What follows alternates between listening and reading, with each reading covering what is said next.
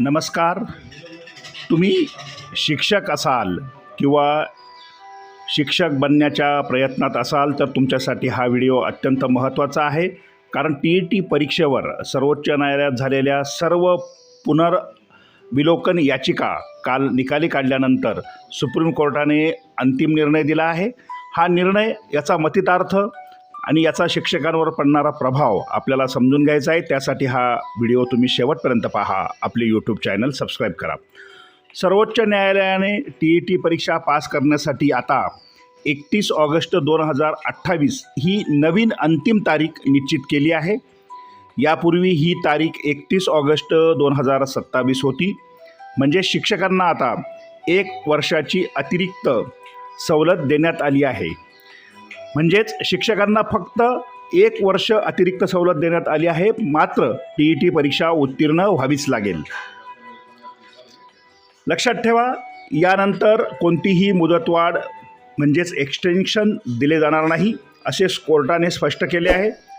जे शिक्षक सेवेत आहेत त्यांना यामुळे मोठा झटका बसणार आहे.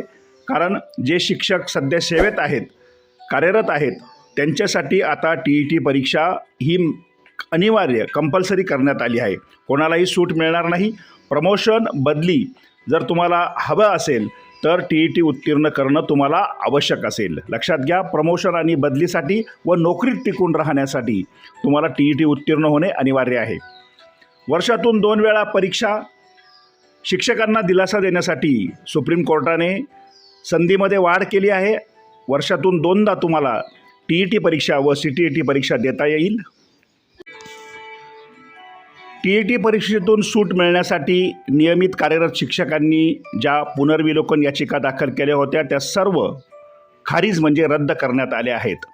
आता प्रत्येक शिक्षकाला नोकरीत टिकून राहण्यासाठी, प्रमोशनसाठी तसेच वेगवेगळे लाभ प्राप्त करण्यासाठी TET परीक्षा अनिवार्य आहे.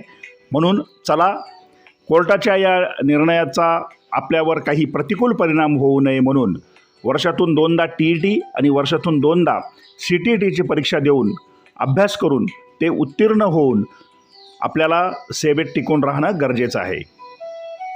हाच या निर्णयाचा मतितार्थ आहे. धन्यवाद. सर्वांनी आपले यूट्यूब चॅनल सबस्क्राईब करा, व्हिडिओला लाईक व शेअर करा. धन्यवाद.